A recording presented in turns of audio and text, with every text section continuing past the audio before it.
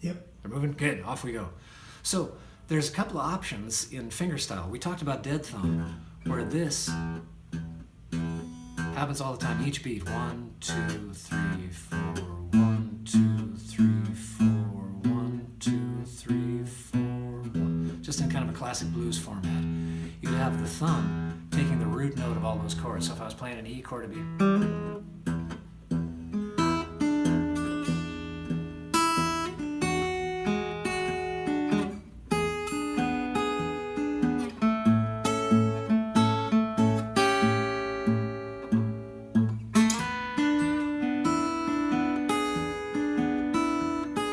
that kind of idea, where this just holds down everything. But then we moved into a discussion of the other things that the thumb can do. The thumb can do alternating bass as well, and I showed you a little bit of... So sure, the left hand is doing what it's doing, but the thumb is doing this. This is the pattern within any pattern. In Deep River Blues, it's a 6/4, 6/4, 6/4, strings wise. 6 string, 4 string, 6 string, 4 string. In Landslide that we were looking at, that thumb is going back and forth off of a C shape. It's doing 5, 4, 5, 4, 5, 4, 5, 4. But once you stretch the pattern out over here into 5, 3, 4, 2, 5, 3, 4, 2, assigning these fingers, assign your banjo fingers to the third string. Well, your index finger will always take the third string, your middle finger will always take the second string, and when it's called for, your ring finger, which is new to the game, will take that first string up there. So think of assigning these 3 fingers to these 3 strings and just letting them live there, and then your thumb will pretty much take whatever has to happen down here on the bass strings. But in Landslide that we were looking at, you've got strings-wise 5, 3, 4, 2, 5, 3, 4, 2, where your thumb always takes 5 and 4, 5th string and 4th string, 5, 4, 5, 4. Your index finger always takes the 3rd string, and your middle finger will always take the 2nd string. And once you get that pattern going, it's 5, 3, 4, 2, 5, 3, 4, 2, shift to the inside G chord, which is a 52, as I would call that. I realize this is a ton of numbers, but you can always go back and look at this tape. 5th string, 2nd fret, 52, and a 23. 5, 3, 4, 2, 5, 3, 4, 2. And now the numbers refer to what's happening over here. 5th string, 3rd string, 4th string, 2nd string. 5, 3, 4, 2, 5, 3, 4, 2. Shift to an A minor 7 chord. 5, 3, 4, 2, 5, 3, 4, 2, 5, 3, 4, 2, 5, 3, 4, 2. So this is the verse form. It's 2 patterns each of these chords. Once you get to the A minor 7, come back up to the inside G. You get this nice little loop. This will be great for the Giants games. Yeah. To give it a little more soul, just like my grandmother said, you gotta have the thing and the other thing. Everything can't weigh the same. Yeah. So rather than being real even about it, give yourself a chance to feel. That first note of each chord gets a little extra oomph. Be much more fun to play after a while. Once you get the kind of mechanical aspect down, and it starts to drop back into muscle memory. So that's the verse form. The chorus form is a G, and that's all you need is the G, because this time your right hand pattern is going to be 6, 3, 4, 2, 6, 3, 4, 2. Then you move into a D chord. You don't even need that note because we're not going to play that string, but your thumb does need to come over and get a 62 going in the bass. And then with the right hand, it's 6, 3, 4, 2, 6, 3, 4, 2, then to an E minor chord. You can play it like this, and I do, but the only note you really need is that, because you're going back and forth between the 6th and the 4th string. I like having the insurance of that finger being there, though, on the 5th string in case I screw up and hit it. At least it's going to be a note in the chord. That's the folky contingency right there.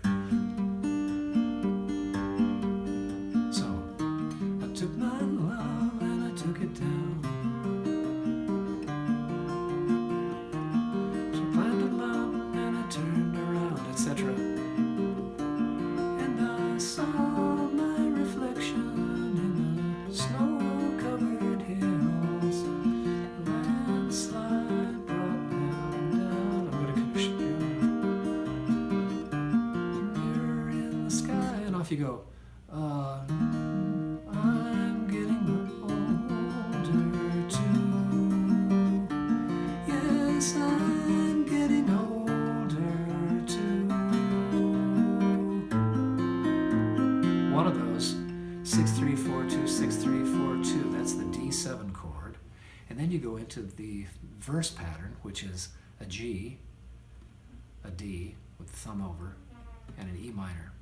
Well, I've been afraid of changing 'cause I built my whole life around you. Well, time makes you bolder. Notice that when you get to the E minor, the pattern goes twice. It's the only place in the song where you get two patterns.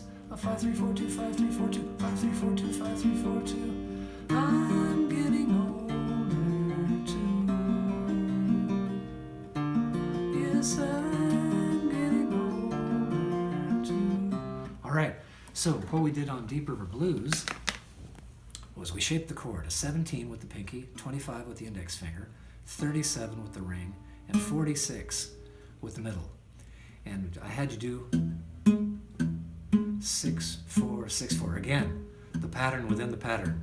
This would be a little pattern pick, but this is the pattern within the pattern. So you did that, and then you did, again, being careful with this hand to assign these 3 fingers to the top 3 strings. That way you never have to worry about it. I had to rewire my whole hand in my 30s. And this way you don't have to worry about what finger is going to get what string. It's always there, sitting where it ought to be.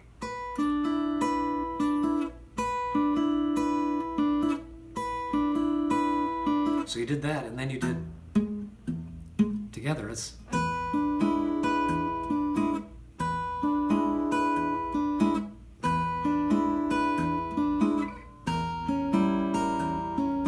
that second chord is off of this one, which is an E7.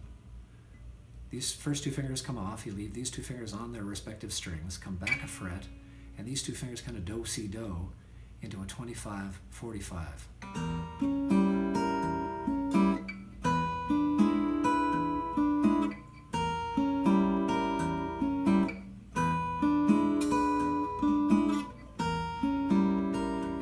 Of making things smooth, and I'll finish up with this. In the interest of making things smooth, realize that since we're not playing chords, we're not playing all those notes all at the same time, you don't need all of those notes at precisely the same time. So in moving from this chord, I'll just be real show-offy about it. That finger can't come in that late.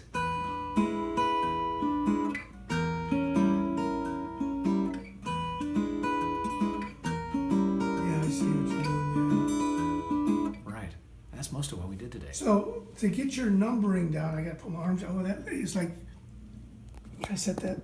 Yeah, here we go. Turn it off, or yeah, there you go. Hit that red button again.